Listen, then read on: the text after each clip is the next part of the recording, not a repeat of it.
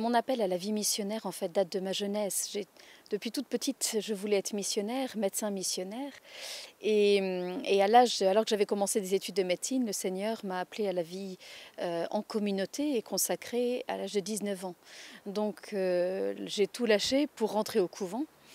Et là, pendant quelques années, j'ai vécu une vie plus de type monastique, plus un enracinement dans une expérience de Dieu et dans la prière.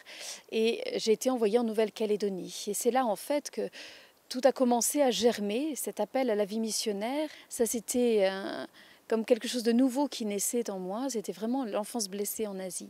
En 1995 ont eu lieu à Manille les Journées mondiales de la jeunesse.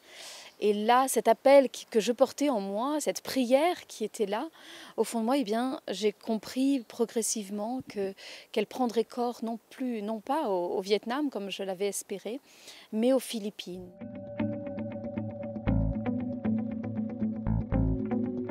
Nous avons fondé la mission ACAI, qui est l'acronyme en anglais de l'association Compassion Jeunesse Asie, donc Association Compassion Asian Youth, qui providentiellement veut aussi signifie en tagalog, la langue locale, la langue nationale, parce qu'il y a beaucoup de dialectes aux Philippines.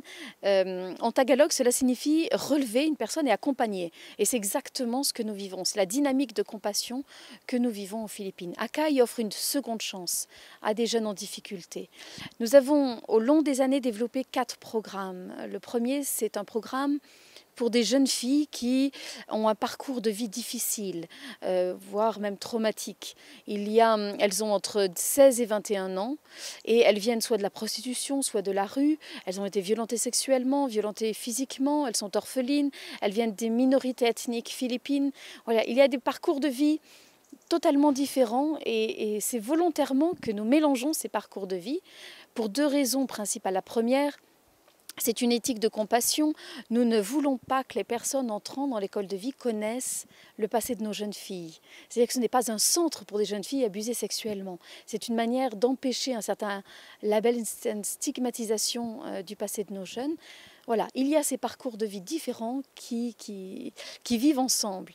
Et puis la deuxième raison pour laquelle nous avons mélangé ces parcours de vie, c'est parce que nous préparons cette jeunesse à la réintégration dans la société. L'école de vie devient une petite cellule de société où justement elles apprennent à vivre ensemble avec leur parcours de vie, avec leur poids, avec leurs blessures, avec leurs difficultés personnelles, mais aussi avec leurs talents et leur richesse intérieure.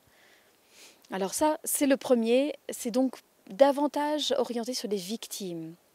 Ce qui fait notre particularité à ACAI, c'est d'avoir fait cheminer non seulement des victimes d'un côté, mais aussi nous avons développé tout le programme pour les délinquants. Donc nous avons les 2 extrêmes, et ça c'est très lié à notre charisme, le charisme des missionnaires de Marie. Nous approchons près de 80 à 100 jeunes par an au sein des prisons, de 2 prisons ou de centres de détention à Manille pour les mineurs. Et à la sortie de prison, c'est le deuxième volet, le deuxième sous-programme du programme Seconde Chance. Eh bien, nous avons développé un programme de réinsertion que l'on appelle l'aftercare, où pour les jeunes qui le souhaitent, nous les aidons à faire leur premier pas en société. Nous les accompagnons, soit pareil par le mode de formation et d'accompagnement personnel. Donc voilà, ça c'est le programme Seconde Chance. D'un côté les victimes, de l'autre côté les délinquants. Pour consolider ces 2 programmes, nous avons développé en 2005 le programme pour les parents. Et nous sommes rendus compte assez rapidement que les parents, en fait, avaient vécu très souvent les mêmes traumatismes que leurs enfants, mais avaient été laissés seuls dans leur souffrance. Et qu'aider cette jeunesse à repartir, à rebondir sur l'événement traumatique, à se former, à faire des relectures sur leur vie, sans aider les parents dans leur propre souffrance, eh bien, cela revenait à créer des fossés relationnels encore plus grands. Et le 4e programme est lié au typhon en 2013, novembre 2013, qui a eu lieu aux Philippines, dans le sud des Philippines, à Leyte. Et depuis donc, ce village, nous l'avons adopté. Nous retournons tous les 2 mois à peu près pour développer maintenant une aide plus concrète. Nous avons acheté un petit terrain au sein de ce village, construit un bâtiment qui sert aujourd'hui comme lieu de formation pour tous les moments où nous repartons en mission là-bas. Eh bien, nous avons ces formations pour la jeunesse, pour les parents.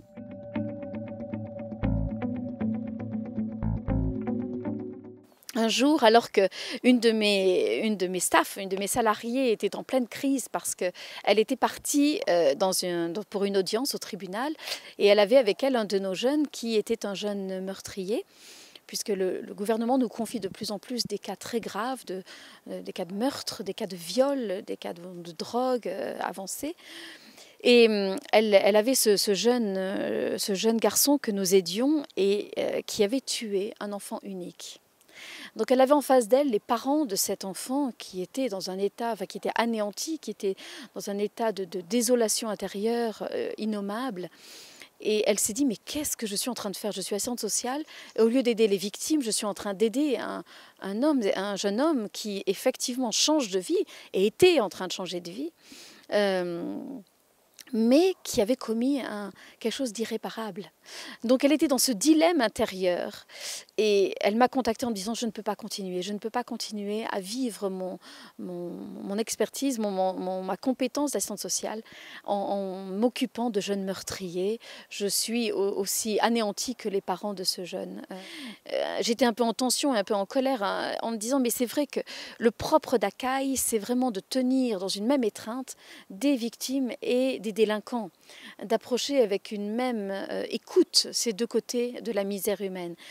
Et je disais à Laurent, mais comment se fait-il que nos staffs, nos employés n'aient pas été encore immergés dans cet esprit-là? Et là, pendant une Eucharistie, en fait, j'ai eu comme une lumière intérieure où j'ai compris une chose. On parle souvent de Marie au pied de la croix. Mais en fait, Marie n'était pas au pied de la croix. Marie était au pied de 3 croix. Elle était au pied de la croix de la victime, par excellence, le Christ, mais aussi au pied de ces 2 autres croix de délinquants, de meurtriers. On ne sait pas quel est leur passé, mais en tout cas des gens qui avaient commis des crimes. Et d'un côté, ceux qui se repentaient et ceux qui s'endurcissaient. Donc elle était au pied de ce mystère de l'amour du Père pour l'humanité, et l'humanité tout entière, les victimes et les délinquants, et elle étreignait ce mystère-là en son cœur. Et c'est là où j'ai compris, voilà la place des missionnaires de Marie. La place des missionnaires de Marie, elle est au pied de ces 3 croix, avec la Vierge, et d'accueillir l'amour et la compassion du Père pour l'humanité tout entière.